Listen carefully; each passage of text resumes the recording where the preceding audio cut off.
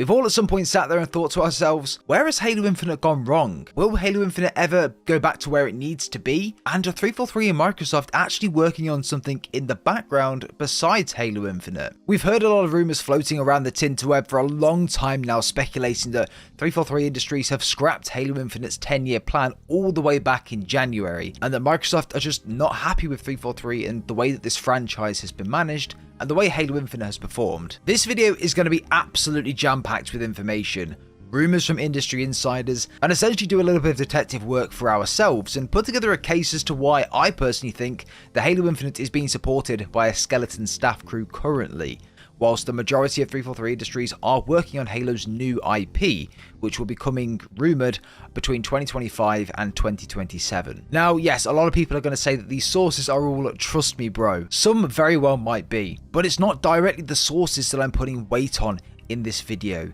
It's the quantity of stories that are all the same, coming from completely different outlets and all worded completely differently. And the actions that Microsoft are taking, which suggests that there are some validity to some of these different reports and conversations. Look, I'm not sitting here and telling you for sure that this is all true, but the information does all add up when you listen to it. Don't shoot the messenger, please, when you're trying to type your comments down below. Everyone watching this video deserves to know exactly what is happening with Halo, including myself. Like, this is a franchise which has built a large portion of the gaming community, and the community from back then is still here now, waiting for these new games, the additions of the story, and just wanting to have a good Halo experience, but we just haven't been delivered that with Halo Infinite and arguably Halo 5 as well. Everybody deserves to know what is going on with this game. So all I'm simply doing is breaking down the facts that we've had from reports, from insiders, and of course directly from 343, Joseph Staten, Microsoft, Phil Spencer, everything like that, and detailing up to this point as to where we are currently. From that point, you can decide for yourself exactly what you think has happened with Halo Infinite, just from the facts that we've spoken about in this video, and of course some of the rumours and leaks that have also been mentioned too. But without further ado, let's dive straight in. I think first of all it would only make sense to start with the development and then work our way to present day. This will give everyone an idea of exactly what's happened in the previous 2 years of Halo Infinite and of course the beginning of development around 2016. As discussed in many previous videos around Halo Infinite's overall hellish development, we know that Halo Infinite's development began around 2016 or give or take, and was just absolutely horrendous, with reports from developers who had left the company stating that the team were working on almost 4 different separate versions of Halo Infinite at one given time, resulting in it just to not fit the overall story narrative, and for the majority of those 4 versions of the game to be scrapped entirely. 343 Industries were also developing a brand new engine for Halo Infinite, which is the Slipspace engine. You know, the engine that 343 were hyping up to the nines when it was created and announced when this game was essentially revealed to the world, saying that it was perfect for Halo Infinite's live story, allowing them to add features in whenever they wanted to suit the narrative and the store and whatever it might be. Well, in some cases, or the initial vision of this engine, that could have well and truly been the case, but the version that Halo Infinite was built on was apparently just not that at all. Halo Infinite was rumoured to be built on the Slipspace engine, or a version of this engine that wasn't necessarily up to the standard in which it was initially envisioned by the team that created and developed this engine. Now, whether this is completely accurate, again, take it with a pinch of salt, but from the amount of people that I've seen mention this as well around the engine, and the potential to move to a new engine for new projects surprises me, so this must have some validity in some way. Now, what you do need to remember around 343 and the Slipspace engine is that 343 were creating this engine from complete scratch for a console that wasn't even out or announced at the time. Of course, they know what it is, they know the hardware specifications because they are basically under Microsoft, aren't they? So they would have been given those details to create the technology and the infrastructure to support that engine and that console when it does initially arrive. However, developing and testing for that may not have been easy, and I couldn't have imagined that it would have been. But we know what the changes to different infrastructure, to, you know, the complications of making new hardware actually is. So a lot of things for this Xbox might have been changing consistently. In the first 6 months, they might say that this is the set amount of capacity that this console is going to have, and then within that 6-month period decide that actually maybe it's not enough, or maybe it's too much and it's overkill, so they now reduce it or they increase it, and that actually hinders the overall development of this engine and what this game is going to perform like on the console. because it's not out yet, so it's not like they can just plug in an Xbox One X or Series S and play that way. However, it wasn't only this. Diving back into Microsoft and their contractor policies, a contractor or an agency worker are set on contracts around 18 months or so, give or take. Some can be renewed and carried on for a longer period of time. However, if an organization, for example, doesn't meet the quota or their earning records have fallen for that particular calendar year or quarter, what's the best way to make money back? It's rather selling assets or removing employees. Now, I'm not saying this is what happened, but this is just typically what a business would do and that have done. And typically, an organization will target contractors as a first point of call, just because you can terminate a contract whenever you want to if you are a contractor or an agency worker. Whereas if you're an employee, you have to follow a particular process, you have to give your notice and things like that. So when their contracts are finally up and we don't renew that contract, it then means they have to wait a 6-month long period before they can go back to Microsoft and back to 343 and work on the Halo. But within that time, you can't expect a contractor to sit around for 6 months with no work, waiting for them to be able to go back to that previous role if they really wanted to. You just can't expect that to happen. So in that time, the contractor will get up and obviously find other work. But that leaves a huge problem internally for 343, and especially the development of that engine. Many of the developments and engineering team working on Halo Infinite's Slipspace engine had left the organization, meaning that new members would need to come in and just figure out what the fuck was going on with all of this mess that was going on in this engine and how it was developed and why it was done in the way that it was. And that can't be easy for anyone to do. For anyone in the world that's just handled something that you've been handed over and you've been told to run with or get familiar with or do what it is, at the beginning you've got absolutely no idea. And if it's really complex, it can take a lot of time figuring it out, doing homework, putting in extra hours to really understand it. And then if them people that come in are also contractors, it's this vicious cycle of people coming in, getting familiar with it, and then leaving the organization. It's not healthy for the development of any game or any infrastructure or engineering team. It's difficult to gauge exactly why things were done in the way that they were, how things were created, what the reasoning behind specific decisions and design decisions were, which were made by people which had left like a year or 2, 3 years before. It's difficult to be able to get answers to those questions. And it just means you're left with this spider web of just endless amounts of shit that you need to try and go through, simplify, and fix. This of course resulted in huge delays for the engine to be anywhere near where we are right now, but Infinite did not have a smooth development period, not even taking into account the engine, just generally the game development was not smooth at all. And it has been rumoured that the Slipspace engine that Halo Infinite was built upon is a less inferior version of the Slipspace engine as to potentially what we have now, which could be why it's took them so long to get up to speed with things. I mean, the 2018 version of Halo Infinite's reveal trailer wasn't even a playable version of the game. It was outsourced to another company to create and produce. It says it was created with an engine. Whether that's entirely accurate, I'll let you guys be the judge of that. Now, let's move on to 2020, the year of Halo Infinite's initial release and the release of the Xbox Series S and the Xbox Series X, and the year that Joseph Staten returned to work on Halo again. With Tim Longo leaving 343 Industries earlier that year, Bonnie Ross contacted Joe Staten and asked if he'd like to take on the project of Halo Infinite and become the creative lead on that project and potentially going forward as well for additional Halo projects. However, of course, at that time, the story was pretty much complete. The game was pretty much finished as it was. There was no like major story changes that could be made. The map was pretty much already done. The multiplayer was pretty much already developed and produced as well. So when Joseph Staten came in, all he really had to do was oversee the release and overall development within that time period of Halo Infinite. However, when Joseph Staten played through the campaign, he could clearly see that this game was not graphically or technically polished to the standard that it needed to be. A meeting with Bonnie Ross was held with the higher up studio members as well, whereby Joseph explained that this game needed to be delayed. I mean, just from the E3 gameplay trailer that we'd witnessed months prior to this, we could see for ourselves that it was not where it needed to be, with grass textures popping in constantly and even overall textures across the other side of the map when just looking at it and going up these lifts. Animations were really rough and rugged, and of course the birth of Craig as well. There was just not enough detail on the enemy AI. The decision was made by Microsoft's Phil Spencer and the organization's officer group to postpone Halo Infinite until the following year, which was a huge decision to make for Microsoft and Phil Spencer because, for one, the Xbox has been so far behind PlayStation in the previous console generation that Halo Infinite was meant to be this poster boy for the new Xbox console.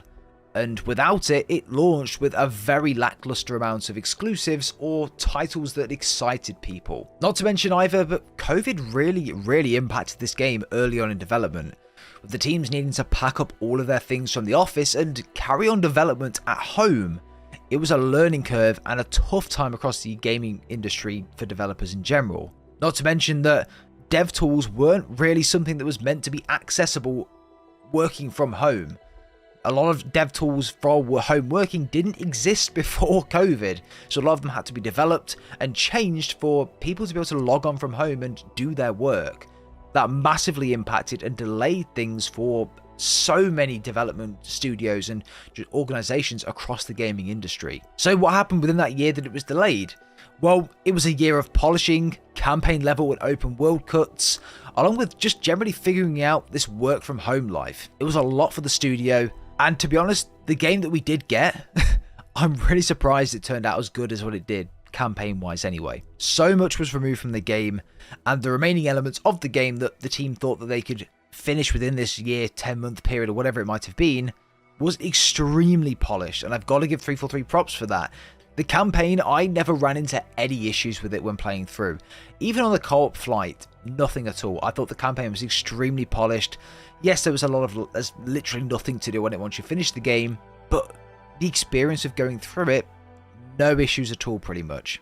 And I'm sure that the majority of people playing through would say that as well. Maybe the odd person may have some issues on PC or connection issues or whatever it might be, but very rarely did I on Halo Infinite's campaign on the Xbox. But in order for them to polish and get this game up to a standard that it was at launch, they had to do this within that year period. So much needs to be removed and sacrificed, and there was even examples of this in the gameplay trailer in 2020. There was one scene in particular where the chief had his helmet and there were 3 lights in his helmet's visor. That was not a part of the campaign. That was a cut portion of the campaign that everyone is wondering whatever that might be, which we just don't know. And that's why we thought potentially it might have been a DLC thing, but I think it was cut from the game, and I don't even want to know the other things that might have been cut that would have been so cool as well. It's, yeah, heart-wrenching, definitely. It could have been offensive bias, it could have been mendicant bias, but it just goes to show that a lot of the story content potentially is backlogged or just cut, and those assets are still there, which potentially we could see going forward if they decide to, of course, still use the Slipspace engine. Remains to be seen. This is why we had the cutting of critical features such as Forge, a progression system, a service record, all of this cool stuff that, you know, we kind of essentially expected to be there, and really just why those features still aren't in Halo Infinite today. The delay year was all hands on deck with the campaign to launch it as polished as possible and to get it to a good standard, and also to deliver a very basic free-to-play multiplayer which would buy 343 some time until the additional features were developed. After all, this was a free-to-play live service multiplayer. They could get away with essentially launching this game with nothing and then adding it over time, because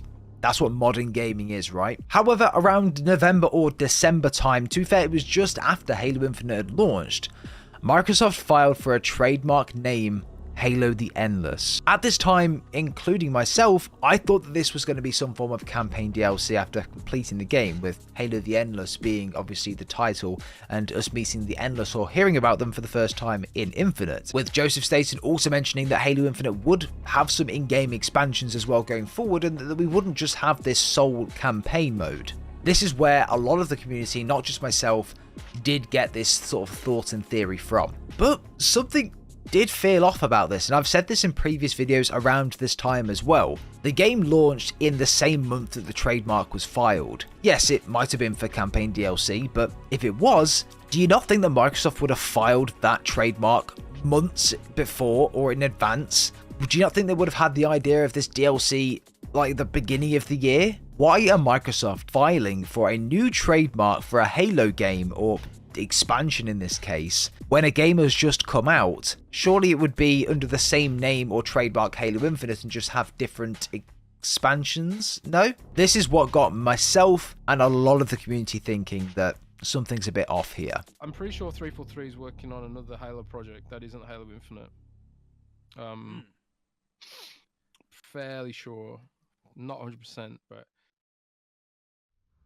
Fast forwarding to January 2022, numbers on Halo Infinite begin to fall significantly, and with the drop in player count on Steam and just across Xbox and PC as well. And as always with the decline of something really big, rumours always begin to spark, with the main one being that the 10-year plan for Halo Infinite was abandoned internally sometime after Halo Infinite's launch due to development complications and issues. It was also abandoned due to the mass exodus of 343 Industry developers leaving the company entirely around that time and beforehand. Another rumour stated that supposedly when Joseph Staten came into the role of creative director at 343 back on the scene in 2020, that he claimed that Halo Infinite wouldn't be getting any story DLC. This was internal and nothing to do with obviously the interviews that he's done in recent times. I'm not 100% sure on when Joseph Staten would have said this, but most things report sometime between August 2020 to Jan 2022. Potentially this is because he didn't want to follow the current path that Tim Longo had with the story around Halo Infinite as well. Maybe he wanted to develop it into something that he wanted to do. So that's potentially why that might have been the case. Again, all rumours, just putting it out there as to what we've seen and what we've heard. A month later in February 2022, news articles began to surface around 343 Industries potentially developing a brand new Halo game, which was heavily influenced by a job post with the company looking for a new producer for a quote, new game in the Halo universe. This sparked massive discussion points across the community, with people wondering why a new producer is needed for a new Halo game when Halo Infinite wasn't even 4 months old. It was initially thought and rumoured to be Halo Wars 3. However, back in 2017, there was a Halo Wars 3 pitch that was delivered to Microsoft higher-ups, which was rejected. This was further confirmed in February 2021 that there were no plans to produce a sequel to Halo Wars 2. So, what could it be? This was where we start to get stories linking back to the trademark name Halo the Endless, along with other trademarks that were fired by Microsoft that go by the name of the Endless. It's all starting to line up now, isn't it? As we progress further and further into the year, industry insiders Randall Thorne 19, who have a really interesting podcast type show on YouTube around gaming, the new releases, they are insiders, they hear things, they have sources on what's to come, the future things as well, so I'll leave a link below, it's really interesting, you can go check it out if you want to. But they began to start talking around Halo and Microsoft. They started by reinstating the fact that COVID literally killed a massive quantity of Halo Infinite's development, and not just Halo Infinite, but Tatanka also. Still don't know how much of a dent COVID's put in a lot of launch plans. I've heard, for example, Tatanka, the gameplay mode, the battle royale light, chaotic sort of Warzone kind of mode that's coming to Halo. We're supposed to have had that already. That was supposed to have launched months ago. Really? We've actually supposed to have had the first content update for it by now. Tatanka should have been something that came out around the time that Halo Infinite had released. Similar to Warzone, I believe Warzone came out a couple of months after the initial release of Modern Warfare 2019, and Tatanka was meant to do a similar thing with Halo Infinite. They only speak about Halo Infinite very briefly, but the bits that they do say, yeah, it's worth listening to. We then progressed a little bit further on into the year, and the likes of Bonnie Ross announced that she was leaving 343 for family medical reasons. The Certain Affinity COO coming out and saying that there are over 100 developers working on a new Halo project, which is besides Halo Infinite, and that of course is Tatanka, which will be separate to Infinite. Again, it will act like Warzone does with Call of Duty. Tatanka will be a complete separate download, as opposed to any of the new Halo games or IPs that come out around that. But even with his speech, more rumours around the Slipspace engine were floating around the Tinterweb. So much speculation and rumours for Halo Infinite in this engine. Let's dive into that. There are leaks and rumours that Certain Affinity's Halo mode won't run on the Slipspace engine, which blew my mind when I read it yesterday, but will use the Unreal engine. Now, I'm not sure about the validity of this rumour, I'm really not. And I don't see why they would move to the Unreal engine and then have Halo Infinite and potentially future Halo games running on Slipspace. It doesn't make any sense to me, because it's all about sort of cross customization, isn't it? With Vanguard and Warzone, you can buy something on Vanguard and it will work on Warzone. You can buy something on Warzone and it will work on Vanguard. With Unreal and Slipspace, you would have to really invest in having them to talk to each other. And why would you do that when you could just have two games on the same engine? I don't know if this is going to be right or if this rumor is correct. There are also chats stating that Tatanka uses the Slipspace engine, but a more complete version that was used in Halo Infinite. Again, don't shoot the messenger, I'm just reporting the news here. For me, it doesn't make sense that they would use Unreal. I think that it will be on Slipspace, but it'll be a heavily modified version of Slipspace. We'll have to wait and see though. As of September the 14th, a gaming industry analyst named Rithian tweeted this: "Heard Microsoft are not happy with 343, apparently looking to gut a good amount of the studio and rebuild for a new Halo project aimed for 2026 and 2027, with an internal release date within 343 aimed at 2025. Look, this is not shocking to me in the slightest, and 343 probably have scrapped Halo Infinite's 10-year plan internally. This game was meant to be the poster boy for the new Xbox and the big selling exclusive, but it never really turned out that way. Halo Infinite's development, terrible internal staffing policies, and the continuous turnover of staff, which, by the way, even Phil Spencer mentioned in an article months and months ago that he wasn't worried about the turnover of the staff in 343 because it's just a part of the gaming industry. Yes, it might be, but when you have a game as big as Halo and a franchise as big as Halo for a console such as the Xbox, whereby staff members are being turned over like you're flipping over a pillow to lay on the cold side of it, you can't expect smooth development and or an end product. If I was Phil Spencer, I would have been shitting my pants and doing everything that I could to find room in the budget to hire permanent staff for this project of Halo Infinite and to get them in a really good working rhythm. Because we've seen in the past, if Halo does well, the Xbox does well. Obviously, the Xbox is still doing pretty well. I'm not saying it's doing badly, but if Halo Infinite was doing better, the Xbox would probably be doing better. This is just me speaking on what looks pretty obvious to me,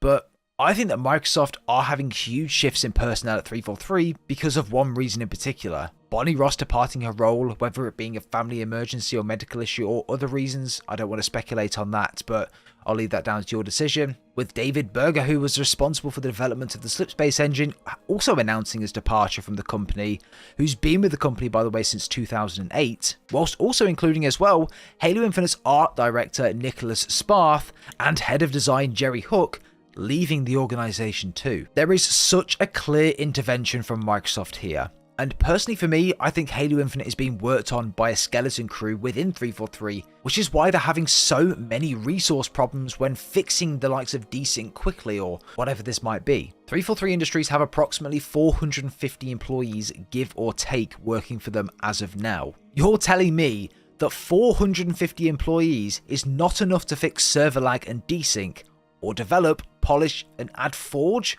a ranking system, Mash XP? Look, in comparison to the likes of Bungie, they have almost double the amount of staff, nearly equating to around 850 to 900 staff members, which is probably why they can produce content much quicker than the way that 343 Industries have been able to do. But if 343 want to be in a position like Destiny and like Bungie, Microsoft need to throw serious money and investment at this studio and make them like that. Or reshuffle what they're doing in 343, which is what they're doing right now. The approach to Halo is not working, and who sets that approach? The management, the directors, everyone at the very top. A lot of those have now moved on, and new people are coming in.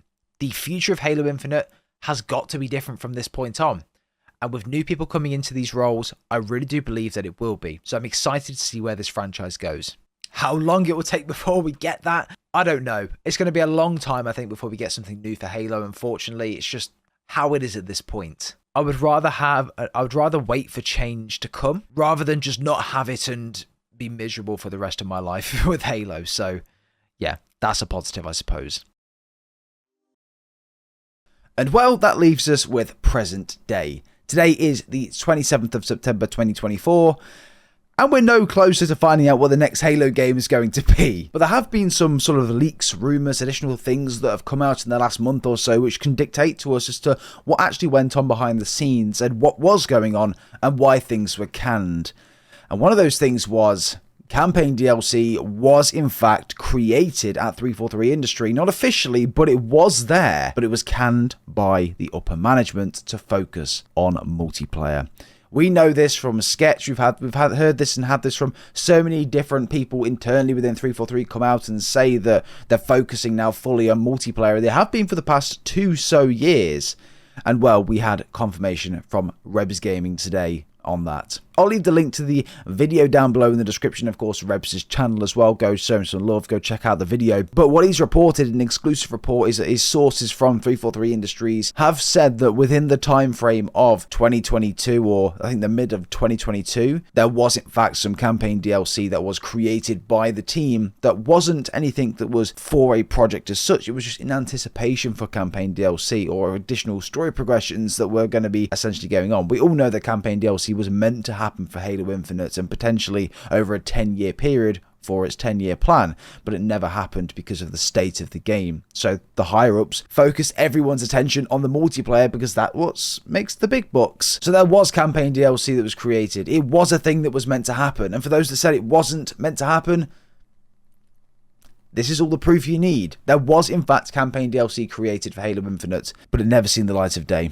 Those assets that they were used were all from the campaign, potentially from cut portions of the campaign. There were things such as a brand new biome that had never been seen in Halo ever before, new weapons, new vehicles, new enemy type that had never been seen in Halo before, which we can only presume would be the Endless. This is a massive shame.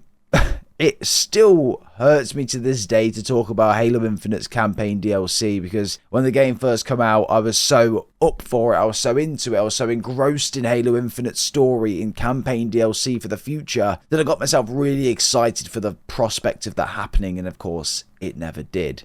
Modern gaming at its finest. So we're going to have, hopefully in the next Halo game, a good ass story carrying on what happened in Infinite, and then hopefully that game will deliver us campaign DLC like we were promised or internally promised with Halo Infinite. Look, 343 Industries has gone through drastic change in the last year or so. A lot of people have been laid off. Management has been completely reshuffled and completely different now to what it was. The company, as of 343 Industries, looks completely different to what it was a year ago to what it is right now. So I can only say that that is a positive in terms of the direction of the game. Fingers crossed the development was not as hellish as it was for Infinite, because that didn't sound very good at all. And with the new direction, the new leadership, the game can really get back on its feet. The franchise can get back on its feet, and it can go forward and strive forward like we all want and hope that it will. But yeah, I'm just praying the next Halo game, which is rumoured to be coming on the brand new console, and to actually be the poster boy for the brand new Xbox console, whether that's going to be the midterm refresh for the console, or if that's going to be just a brand new next gen console.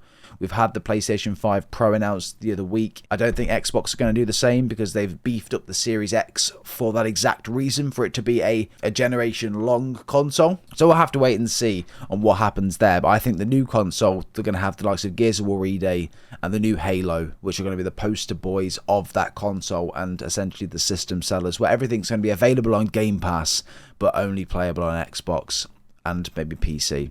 But we'll have to wait and see. But, of course, let me know your thoughts and opinions down below, everyone. What do you think of this? What do you think of it? It's kind of bittersweet to me.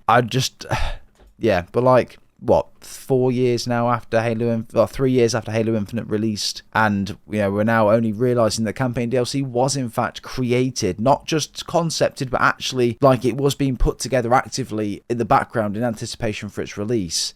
And, of course, it never happened. But I hope you guys enjoyed today's video. It was a nice long one. It was one that, yeah, has jam-packed full of information with Halo Infinite. It hurts me to go back and talk about this, but at the same time, I just love this game. I love this franchise. Halo Infinite's always been one of my favourite Halo games, because the way the campaign was put together. The story itself could have definitely been different and better executed in some areas. But in terms of the open world, you know, the potential for that game, it being on Zeta Halo, the mention of offensive and mendicant bias, this game will always have a very, very close place in my heart. In summary, Halo Infinite is not in a good state right now, and this game may not be the 10-year game that we all expected. I mean, when was the last time you heard 343 mention that? You've got to line it up with the new release of a new console. The next Xbox console will be launching around 2027, 2028, give or take. So we could have a new game launching with that console. So that's also going to determine when the next game, if there will be one before that, launches. Will they just go all balls to the wall with Halo from now on up until 2027? Or will there be a game before that, say in 2025, and then have another one in 2027? But as I said at the start, these are all rumours, words from insiders. Nothing is confirmed here. But I'm bringing you guys this information that's happened from the beginning of development all the way up until now, because everybody deserves to understand and decide what the fuck is happening to Halo for themselves. But guys, it has been a long video. I appreciate everyone sticking by if you're still here at this point. Let me know down below what you do think of this. I'm very interested to know what you think of what we've spoken about today. Do you think Halo the Endless is a whole new game for Halo Infinite? Do you think it's an expansion for Halo Infinite? Do you think this is Halo 7, if you will? What do you think Halo the Endless is? And what do you think about 343's management reshuffle and Microsoft's intervention of that? Let me know everything you would think down below, everyone. It's been a long one. I appreciate everyone sticking by. So, without further ado, we'll see everyone in the next video.